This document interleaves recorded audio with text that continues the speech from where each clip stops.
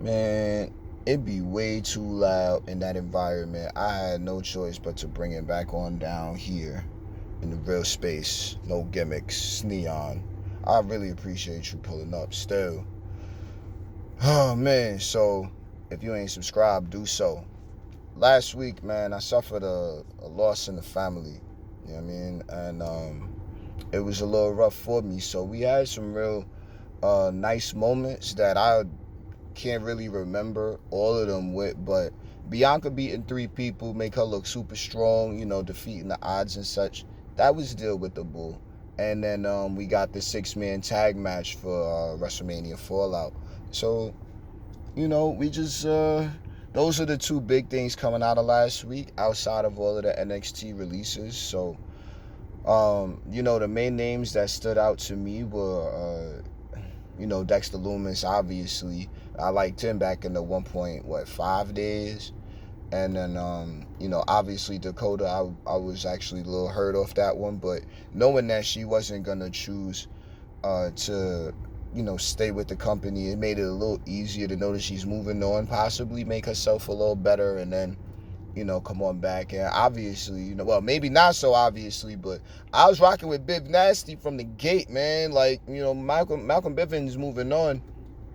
He knows his value, he knows his worth, and I can appreciate that, and hopefully one day he does come back, sincerely, man. Like, I thought he was a great on-screen character and persona, you know what I mean? Just somebody that I would personally find some form of resonance with. Like, he knew what he's doing. Then he got on the Diamond Mine. So it was like, man, if he'd have stuck around, man, I could see long term with for right now wouldn't have worked, but he could go off and then really, really make a name and come back and be one of the better mouthpieces.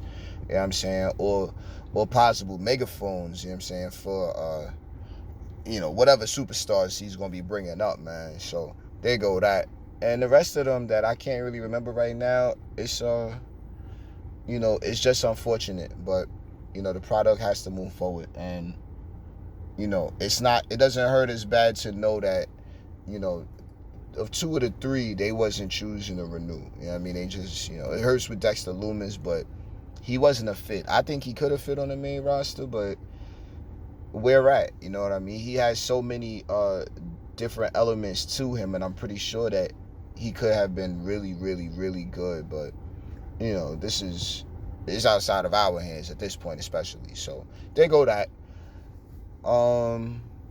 Yeah, that was the big things coming out of all three shows last week. Spring Breakin is actually tonight in real time, so I'll be watching that one quite possibly tomorrow sometime, maybe later on this week. I'm not really going crazy.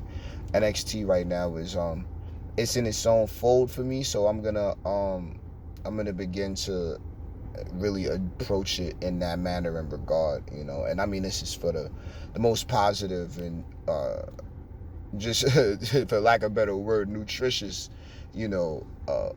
betterment for the product. It's just for the best for that. Whatever though. Let's get the Raw. Enough of this.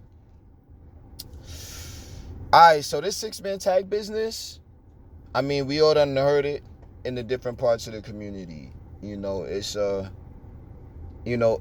if we're looking at it from both sides of the polarity, we had a unification match on the forefront. Like, that was about to go down with the tag titles. Now what? And then we had now we got this main event that has absolutely no stakes to it, and this is what we're selling the last part of WrestleMania on. I'm not really crazy about it, but when you're looking at it from that, super in-ring, telling the story, keeping it week to week space, yeah.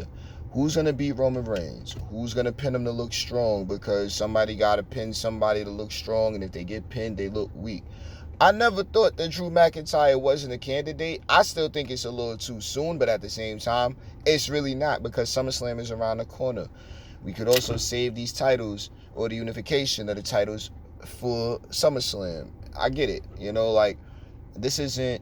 This isn't the biggest show. They're just, trying to sell tickets off for the name this time around. And this is what they'll probably be doing moving forward. So, all right. Now we got the idea pardon me. Now we got the idea that the titles could be unified sooner than later, and I'm patient when it comes to this. So we'll just see how it plays out. As far as this being the main event, we're gonna have to have a damn good one. But I think if we looking at it, Roman's about to take the pin to Drew McIntyre. We need to have some wild screwiness to get there to keep Roman looking strong. But we all know Roman not getting pinned. It ain't Drew time to pin Roman. And then for what title? For both? For one? How is this even gonna make sense? So this is the part they get paid for over there in creative. So we'll get over there to that when we get there. So Roman come out on Raw with the Usos and Heyman. Bloodline strong. Not bad. Not mad. It's promo time for Roman. Do his thing. It's obvious. Now, I can see where the Roman thing trying to send the Usos off to unify the titles is like, what's going on here? You know what I mean? It's like, okay, well, yeah, but now all of a sudden the mission has changed. There needs to be a title unification. That's the only way it's going to continue to make sense. If they just break that part of the story off, then anybody that complains is well within their rights, and they shouldn't hold back. But we'll just see how things continue.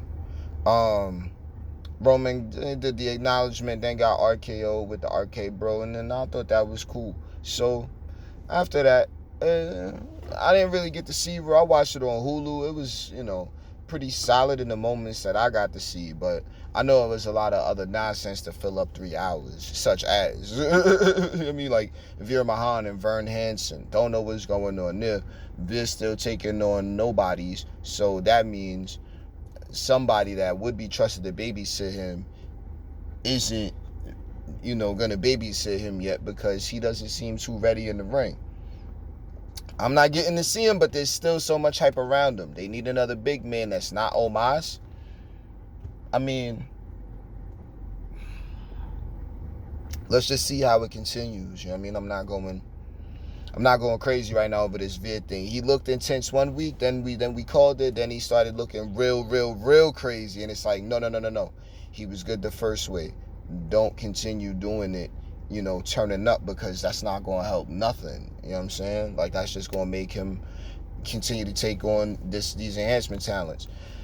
But, all for up-and-coming talents and on the, pretty established talents working with the up-and-coming, Alpha Academy and KO, they took on the Street Profits and Ezekiel in the 6-man tag of the night. And I'm not a fan of Ezekiel wearing pink, but I'm really glad that off screen Elias, that character, I'm really glad that he gets to really show his stuff, man. Like, I think he's like, now we getting to see what he's capable of outside of this silly little get up and the tassels and such. Yeah, man, we knew he was good before, so now we seeing him be great now, and it's awesome because the crowd is with him. Like, whatever it takes to get the crowd behind you, really. And this is one of those that, look, it's one that has this entertainment value to it. So we'll see how it continues along, and it is what it is. Street Profits good. I'm liking a little more of an aggressive streak. I'm feeling that. A little more crazy with the wording and, all the rest of the character building. So I like that. Alpha Academy is a constant thumbs up. Constant thumbs up for me. I'm fucking with them. Let that continue. And then, yeah, what's this? Oh, KO? Yeah, KO and Ezekiel. Yeah, so we just going to need to see KO stick with it. But I don't know, man. Eventually it's going to get stale with KO just chasing them around. Like, it's getting real Roadrunner Wile E. Coyote, but we'll see how it continues to, evolve. Who's next for KO? I can't really see anybody I'm interested in right now for KO, so quite possibly this might be able to last until SummerSlam. I don't know, but I really feel like there's some more comedy to be had, and I'm talking comedy for everyone, not just the people creating it trying to make the boss laugh, but that's a whole nother story for itself, right? And we got Edge and Damian Priest right now, man. Edge and Damian Priest are looking they both looking like they needed each other, right? Like, Edge needed some space to be in for a heel run, and he got it with being judgmental. But at the same time, Damian Priest has been in so many different spots, and I knew and personally called how likable he'd be the entire time. But now to see that it's really showing itself, and you can see and feel it as he moves with Edge. Don't take it overboard, but at the same time, right now, it is exactly the way it needs to be. I think that Damian Priest already walked in with a dark side. Edge already having that dark side is just seeing a younger version of himself in Damian Priest. So now, when Edge was with the Brood, obviously, right? So when we get these two elements, you know what I mean, together, man, I can't wait till they add another member. They need a female member and they need one more male member. And then they could probably go on like a bloodline type run. But down the line, keep Edge around, man. Edge is killing it right now. Now Edge is officially killing it. It was from the theme song change, you know what I mean? But at the same time, nah. It was how he was going to continue to run that way. And he's been doing that, man. I'm enjoying Edge a whole lot when it comes to his on-screen persona, and having Damian Priest with him in that corner is literally good for both sides. Like, it makes me want to watch the show more often, and not necessarily for the theme song. I'm saying, like, legit on some, yo, Edge is here, and this is who, like, this is why I personally be watching wrestling outside of the movies. You know what I mean? So there that go. And then AJ Styles with him. I don't, you know, sometimes we like being able to predict who's gonna win. Sometimes you can't predict it, but the fact that Edge and AJ is predicting it like this, man. Well, I can't, pardon me, not predicting, but they having it out like this. Can't necessarily see who's going to win. We know AJ going to need a win back on some 50-50, but man, what? They could do this next year at Mania again and pull it off. That's how I feel. And I'm not even crazy about the rematch of Manias, but if we telling some ongoing stories, man, we really might be able to pull something off, just depending on how we keep it score. I don't think we necessarily need a stat sheet as far as wins and losses and records. I've had to, I had to think about that for some months now. You know what I'm saying? But I can definitely see where we're looking at, the score sheet as far as like a potential rubber match or what so have you goes. You know what I mean? Like, I'm definitely feeling that idea. So there's that. Theory and Miz had a handicap match against Mustafa Ali.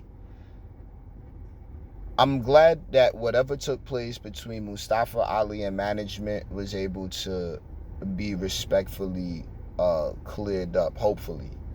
Because now if we seeing Ali on TV, I'm actually liking, I'm liking what I'm looking at when it comes to him. I'm enjoying some of his promos. I hate his graphic, but at the same time, it's like, all right, he know how to cut a promo. We know he know how to do all of the things.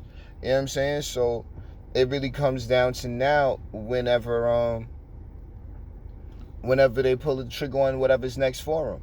I definitely like Ali. I'm enjoying his 2 weeks back thus far. Miz and Theory winning that match was so necessary. Miz getting the pin was great. I like the entire sequence into that. I like Miz, his celebration on that was just so Miz that it was perfect for me, made me, laugh at it a little bit.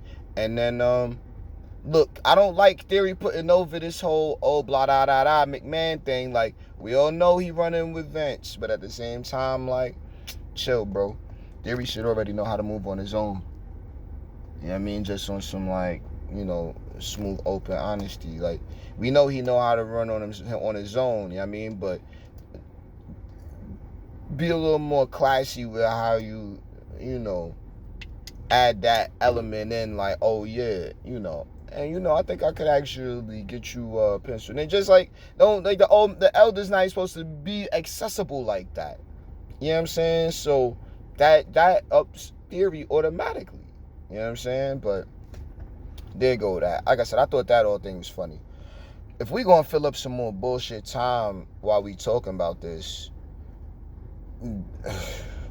I don't know what's going on, but apparently Nikki Ash was the 24/7 champion briefly, and this displaces her in that division.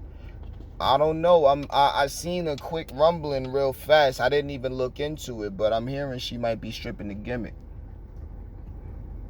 But I'm hearing that, but I don't know. Like, we'll see. Hopefully she get rid of that, or at least change the color scheme on that shit. Cause it's like, man, she could be better, and we all know she could clearly go in the ring. She could be one that saved the women's division as far as in-ring competition goes. You know what I mean? And she could cut a promo. I just think they don't like her accent much, but she still got a look to it, man. I think she could. You know, I think she could do some business. But there go that. So whatever's going on in that division is that division right now. What else we got? Cody Rhodes interrupted Seth Rollins' self-appointed appreciation night. I mean, Seth is doing some of his best. We all know he's in the best place he's been for a minute. And I'm saying the same thing about Becky. She doing a poor impersonation, whoever she trying to be. But at the same time, constant character development, constant growth, constant evolution, man. Seth feeding her something. I'm telling you, man. He giving it to her, like, whatever he feeding her, whatever they cooking for dinner, or some mom and dad to bond. And then Seth out there being the same way, man. So good on him. I like it. And I like to see more of it. But just take time. We'll get there. Cody back. Everyone's going through the motions. You parade this guy around at all 50 states, and then we'll see what the crowd is. You know what I'm saying? Like, we know it's still going to be a long ride to wherever he need to get to, until he gets to wherever he's going, right? You know what I mean? So, week to week, we'll just sit here and wait for the promos. We'll sit here and watch the in-ring. Cody's doing fine right now. Cody's doing just fine right now. So there that goes. Bobby Lashley, Cedric Alexander for the Rock's 50th. Happy birthday to Rock.